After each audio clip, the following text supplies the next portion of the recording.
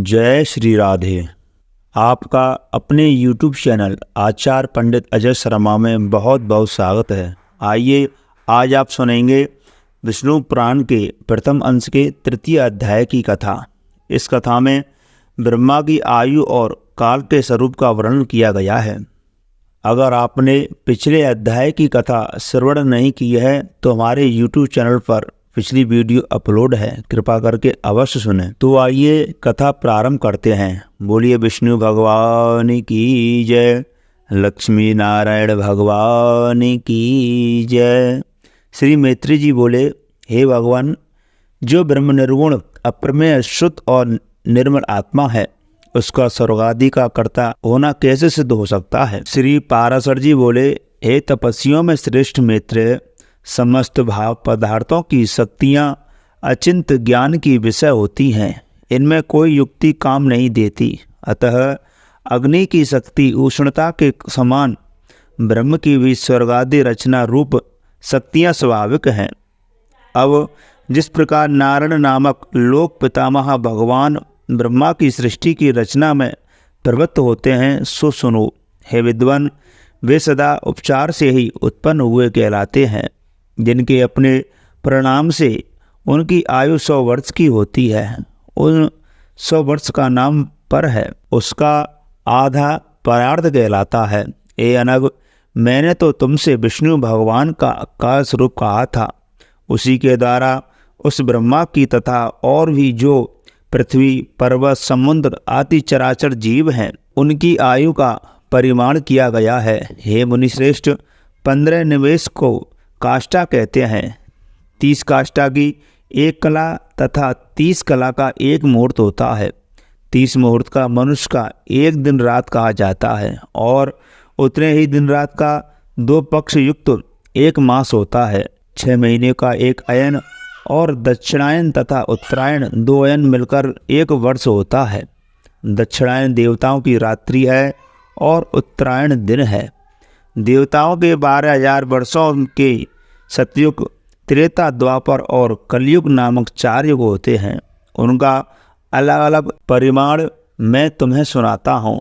पुरातत्व के जानने वाले सतयुग आदि का परिमाण क्रमशः 4, 3, 2 और 1000 दिव्य वर्ष कहलाते हैं। प्रत्येक युग के पूर्व उतने ही 100 वर्ष की संध्या बताई गई है और युगों के पीछे उतने ही परिमाण वाले सध्यांश होते हैं। अर्थात सतयुग आदि के पूर्व क्रमशः 4, 3, 2 और 1 100 दिव्य वर्ष की संध्याएं और उतने ही वर्ष के अध्यांश होते हैं। हे मुनिश्रेष्ठ, इस संध्या और संध्यांशों के बीच का जितना काल होता है उसे ही सतयुग आदि नाम वाले युग जानने चाहिए।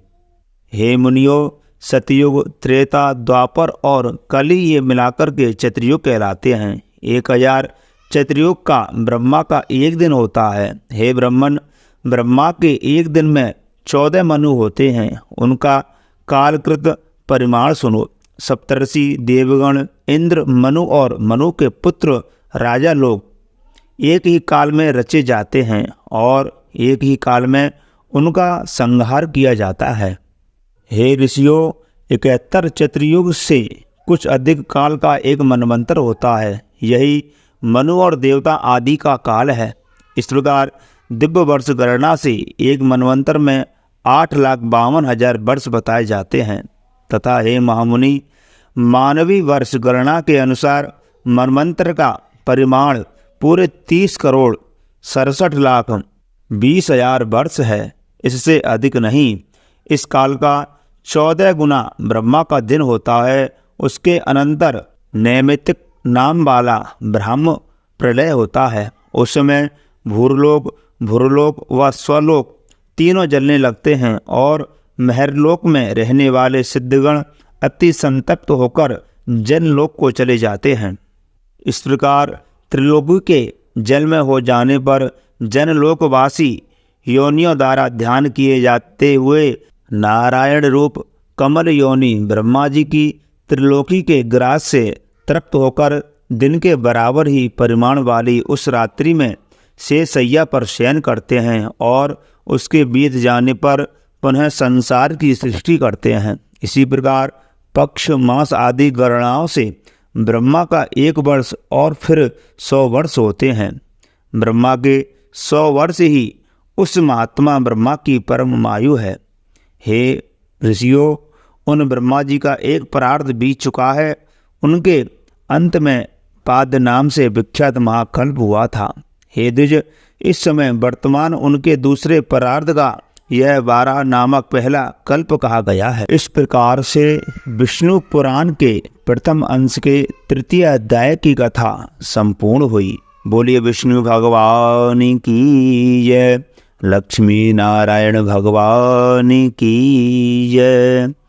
प्रिय भक्तों, मैं आशा करता हूँ आपको यह कथा बहुत अच्छी लगी होगी। तो कृपा करके वीडियो को लाइक, शेयर, कमेंट बॉक्स में जय श्रीमन्नारायण अवश्य लिखें। जय श्री राधे।